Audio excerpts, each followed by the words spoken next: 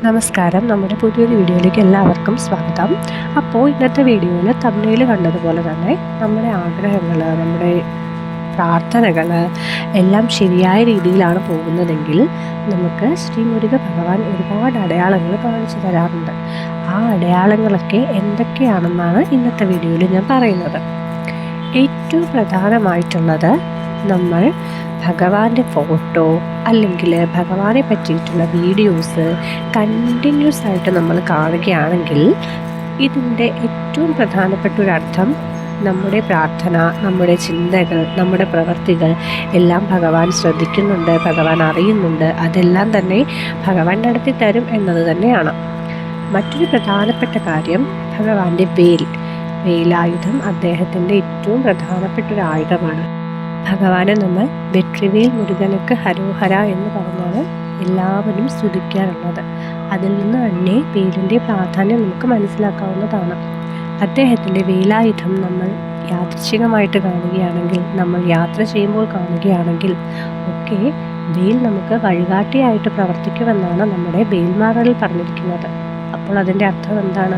നമ്മുടെ മാർഗങ്ങളിലുള്ള, ലക്ഷ്യങ്ങളിലുള്ള തടസ്സങ്ങളെല്ലാം നീക്കി വേൽ നമുക്ക് ഒരു നല്ല പോസിറ്റീവായിട്ടുള്ള പാത ഒരുക്കി തരുമെന്നാണ് അതിൻ്റെ അർത്ഥം. മറ്റൊരു പ്രധാനപ്പെട്ടൊരു കാര്യം, നമ്മൾ യാത്ര ചെയ്യുമ്പോഴോ അല്ലെങ്കിൽ നമ്മൾ ഏതെങ്കിലും ഒരു വ്യക്തിയെ പരിചയപ്പെടുമ്പോഴോ അവരുടെ നാമം എപ്പോഴും ഭഗവാനോടടുത്തുള്ള നാമം, ഷൺമുഖൻ, മുരുകൻ, സ്കന്ദൻ, അങ്ങനെയുള്ള നാമങ്ങളുള്ള ആളുകളെ നമ്മൾ യാദൃശ്ചികമായിട്ട് പരിചയപ്പെടുക. അതേപോലെ നമ്മൾ യാത്ര ചെയ്യുന്ന സമയത്ത് നമ്മൾ ഭഗവാന്റെ പേരുള്ള അല്ലെങ്കിൽ ഭഗവാനുമായി ബന്ധപ്പെട്ടിട്ടുള്ള പേരുകളുള്ള ബസ്സിൽ കയറുക, അല്ലെങ്കിൽ ഒരുപാട് വാഹനങ്ങൾ നമ്മൾ കാണുക. അങ്ങനെയൊക്കെ യാദൃശ്ചികമായിട്ട് ഇതെല്ലാം കാണുകയാണെങ്കിൽ ഭഗവാൻ നമ്മുടെ പ്രാർത്ഥനകളെല്ലാം യഥാവിധി കൈക്കൊള്ളുന്നു എന്നാണ് നമ്മൾ അർത്ഥമാക്കേണ്ടത്. ഇതെല്ലാം നിമിത്ത ശാസ്ത്രം എന്നാണ് പറയുക. അതേപോലെ നമ്മൾ വളരെയധികം ബുദ്ധിമുട്ടിയിരിക്കുന്ന സമയത്ത് ഭഗവാനുമായി ബന്ധപ്പെട്ടിട്ടുള്ള മയിൽപ്പീലി നമ്മൾ കാണുക, മയിലിനെ കാണുക, അങ്ങനെയുള്ള കാര്യങ്ങളും ഈ ഒരു ഭഗവാനിലേക്ക് നമ്മൾ അടുക്കുന്നുവെന്നും ഭഗവാൻ നമ്മൾ എത്തിച്ചേരേണ്ട കൃത്യമായ മാർഗത്തിലേക്ക് നമ്മളെ നയിക്കുന്നുവെന്ന് മനസ്സിലാക്കാം.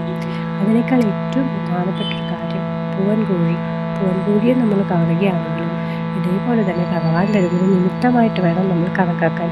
വേലും മയിലും സേവലും തുടങ്ങി, ഈ സേവലെന്ന് പറയുന്നത് പൂവൻകോഴിയാണ്. അപ്പോൾ വേലും മയിലും ഭഗവാന് എത്രത്തോളം പ്രിയപ്പെട്ടതാണോ അത്രത്തോളം തന്നെ ഭഗവാന് പ്രിയപ്പെട്ടതാണ് സേവലെന്ന് പറയുന്ന ഈ പൂവൻകോഴിയും. അപ്പോൾ ഭഗവാന്റെ ഈ നാമങ്ങൾ, ഭഗവാന്റെ പേര്, ഭഗവാൻ ഇഷ്ടമുള്ള സാധനങ്ങൾ, വേൽ, മയിൽപ്പീലി, മയിൽ, അങ്ങനെയുള്ള കാര്യങ്ങളൊക്കെ നമ്മൾ കണ്ടിന്യൂസ് ആയിട്ട് കാണുകയാണെങ്കിൽ നമ്മുടെ പ്രാർത്ഥന ലക്ഷ്യസ്ഥാനത്താണെന്ന് പറയേണ്ടിയിരിക്കുന്നു. നിങ്ങൾ തൈപ്പൂയത്തിന് മുൻപാണ് ഈ വീഡിയോ കാണുന്നതെങ്കിൽ നിങ്ങൾ വളരെയധികം സുഹൃതികളാണെന്ന് ഞാൻ പറയും. കാരണം തൈപ്പൂയം ഭഗവാൻ ഏറ്റവും പ്രധാനപ്പെട്ടൊരു ദിവസമാണ്. തൈപ്പൂയത്തിന് മുൻപ് ഈ ഒരു വീഡിയോ നിങ്ങളുടെ മുന്നിൽ എത്തുകയാണെങ്കിൽ ഭഗവാൻ നിങ്ങൾക്കായി തരുന്ന സന്ദേശമായി കാണുക. എല്ലാവർക്കും നന്ദി, നമസ്കാരം.